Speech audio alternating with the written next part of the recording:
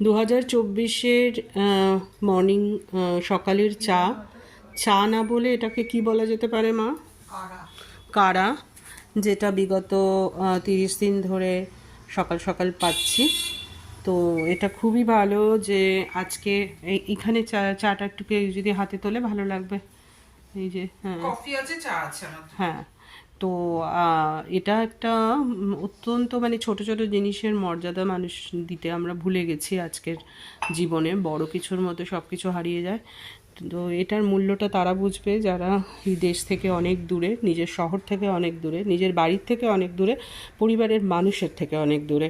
তাদের জন্য বলি যে যখন যে সময়টা তোমরা পাচ্ছ সেইটার মূল্যটা দিয়ে সেই ছোট জিনিসগুলোর মধ্যে এক অপরিসীম আনন্দ খুঁজে বের করে নাও আজকের 2024-এর এই চায়ের চুমুক আমার পরিবারের সাথে। চিয়ার্স।